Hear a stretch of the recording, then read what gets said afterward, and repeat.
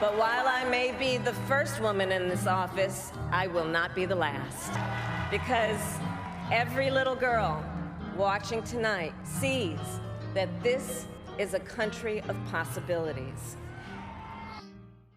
Hello, and welcome to episode 3 of Black Girls Grow, where our passion is growing and our motto is, when Black girls grow, everybody wins.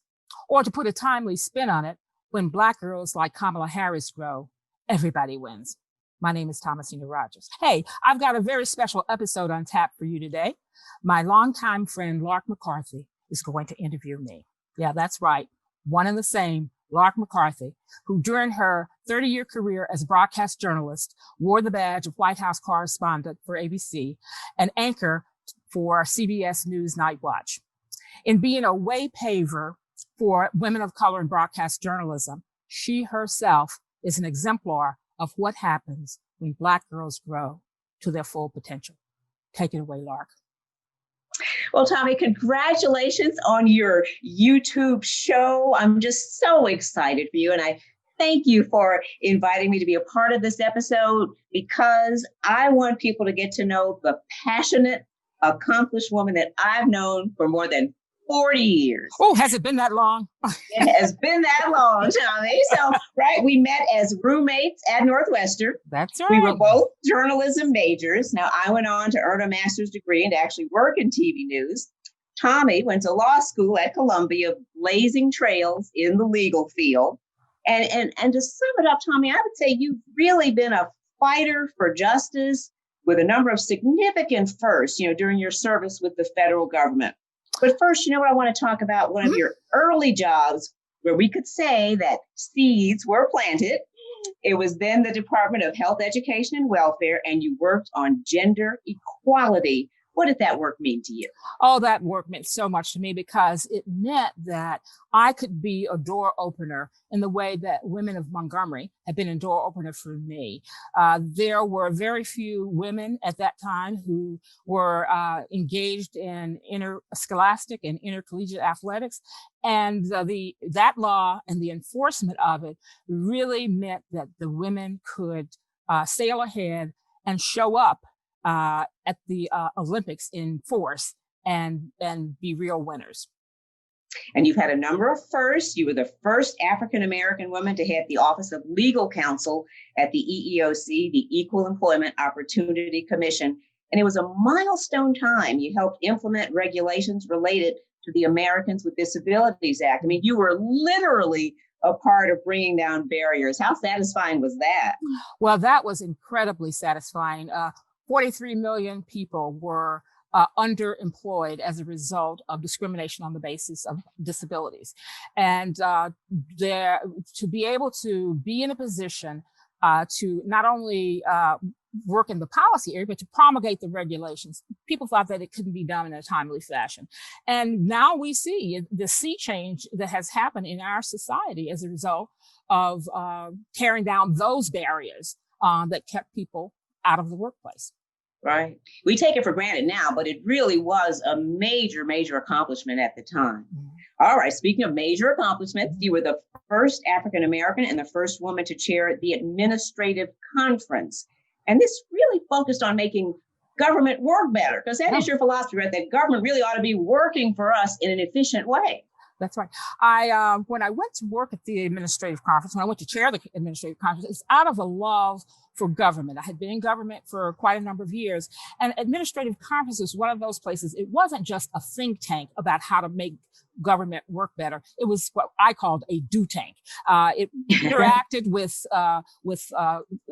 academics and high-level government officials to actually make government work more efficiently, fairer, and to enhance participation by citizens in their government. I actually succeeded Justice Antonin Scalia, who had been the chair before. So I inherited a wealth of knowledge, and the administrative conference is one of those little known agencies. But he said, and Justice Scalia said, it was one of the best bargains in government for the money. Right. I think that's sort of been your specialty in government, those little known but important agencies, including the Occupational Safety and Health Review Commission. You chaired that. You were the first African American and the first woman to do so. So what are you proudest of about your time there? Oh, I'm proud of having enforced the law to make the workplace safer, but I'm especially proud of the fact that I was able to open the doors for women who were employed there, women who had worked there for a number of years and may not have, because of artificial barriers, risen to the top. So when I left, I was very proud to say that a number of the positions, top level positions, were occupied by women for the first time ever. So the chief judge, and in fact, the chief administrative law judge, African-American woman, at that time was the only African-American woman in the entire federal system. And I don't think there's been one since her, unfortunately, Wow. to chair, to be the chief administrative law judge. But the general counsel, woman, executive director, woman. And it wasn't because I discriminated in favor of women. It's just that by removing it was about the opening those doors, right? Opening the doors, that's right. And I was very proud of that. Mm-hmm. You know, when we came out of college in the 1970s, there was a real sense of new possibilities, right, for women, you know, going into the workforce. And I think we're at a similar moment right now, you know, with the election of Kamala Harris. All right. So when you saw her take that stage in her suffragist white power suit, what went through your mind? I was just overcome. Because it was a coming together of a lot of hopes and dreams of women from my past, women who walked the streets in protest, women who marched and sang and prayed for a day when we could have access to the halls of power. And so when I saw her there, I thought about Mrs. Rosa Parks, who belonged to my mom's church. And I thought of the Mrs. Johnny Carr, her best friend, who led marches. I thought of Mrs. Georgia Gilmore, who cooked meals out of her home to support the boycott. I thought of all these women right there at that moment. And I said, wouldn't they be extraordinarily proud to see this? So especially for girls of color, what's the importance of a woman of color being elected as Vice President of the United States? Well, the old expression, if you can see it, you can be it, is so true. And the opposite is also true. When you don't see people who look like you in these positions, you question whether or not you can do it. And I know that I had my share of self-doubt. Because I just didn't see people who look like me. Certainly smart enough, eager enough, willing enough, but I just didn't see people who look like me.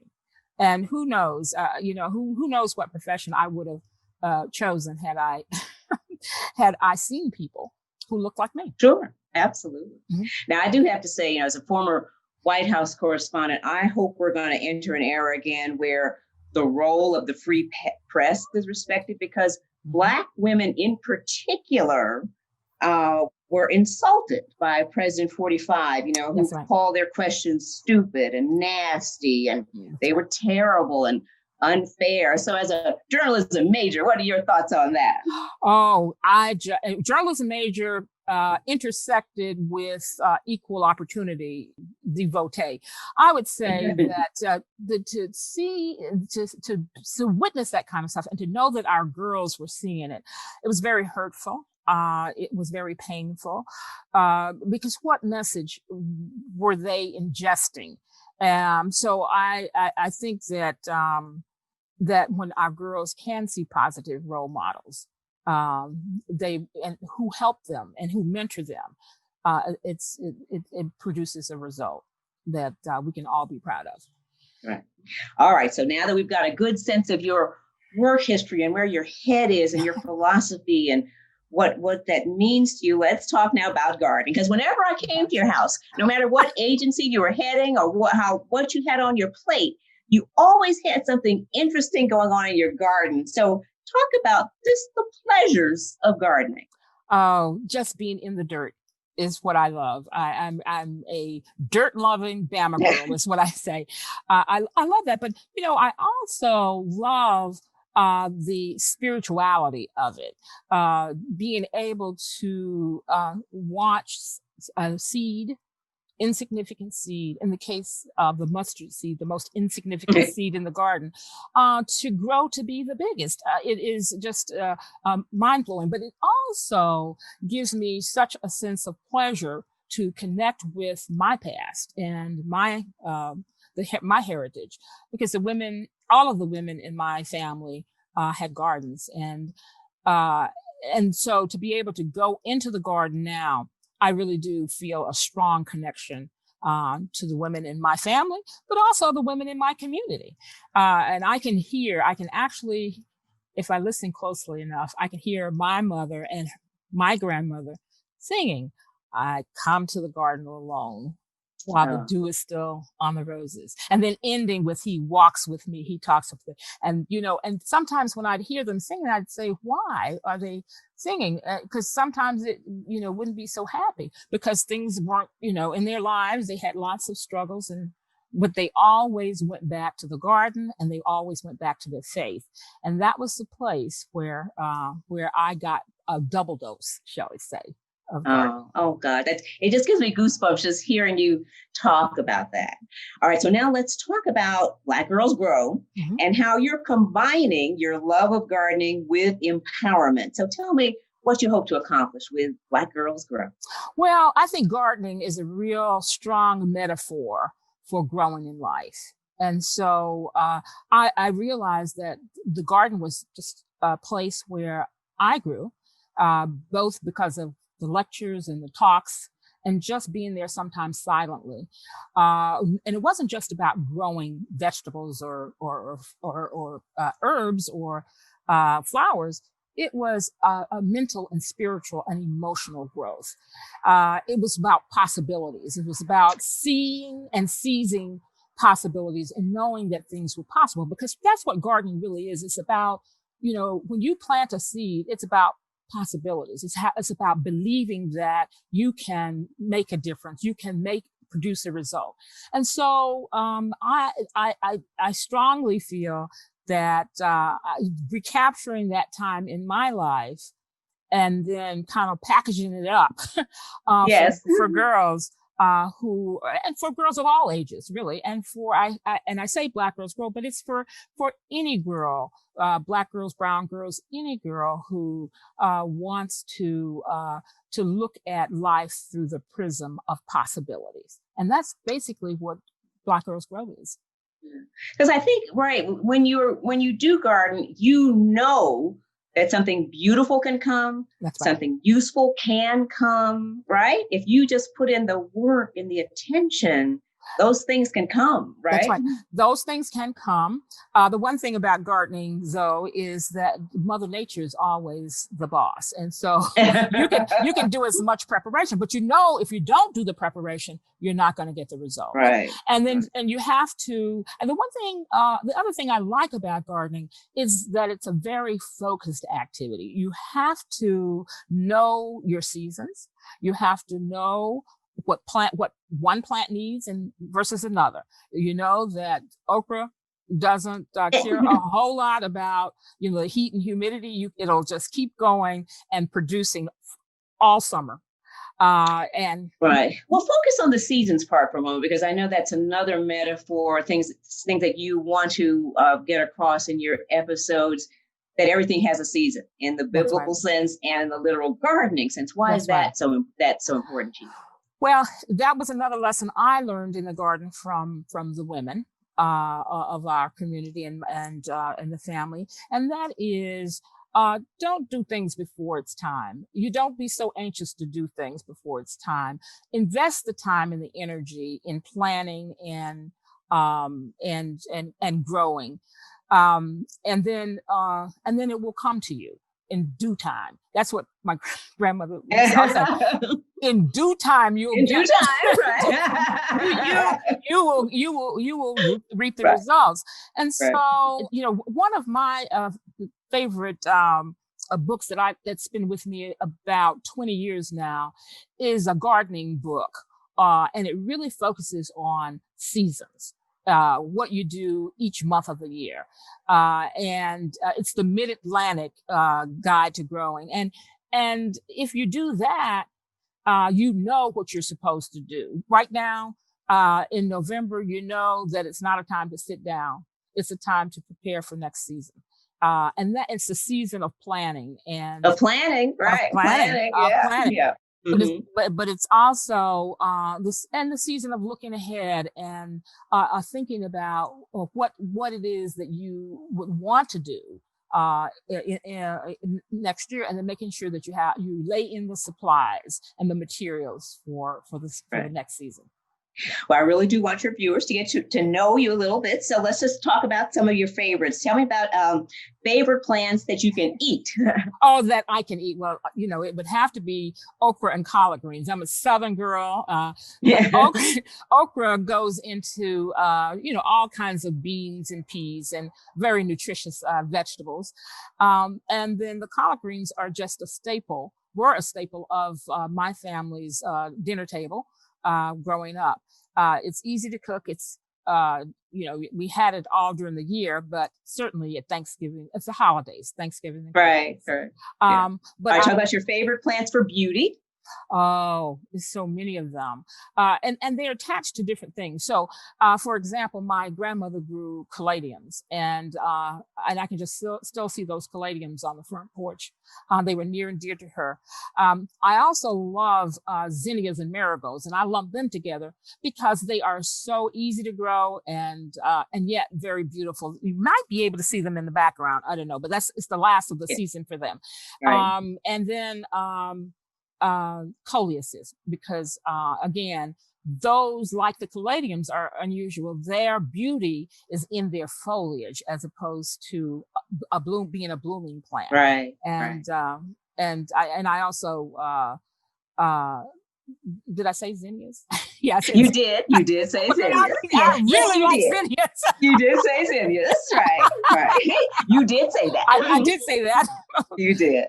Well, let me ask you this. Some people may say, women especially, that I don't have the time, the space, or the money. In other words, barriers, to gardening. What do you say? I would say nonsense. You can garden on a very small piece of land and be very productive. And that is kind of my motto. Whatever it is that you have, you prosper where you're planted. And if you've got, for example, the planters in back of me, my mother has them at home in Alabama. She grows her lettuce in those. If you don't have pots in which to plant seedlings, use styrofoam cups with a hole in the bottom. Hopefully you'll tune in to later episodes and I'll show you how to garden on a real budget, because you can do that and have a productive garden. There's so many ways that you can get the most out of wherever you are to produce plants. You're going to have to invest. And I grow from seeds. That's another cheap way to grow. I start about 300 or so seedlings every spring.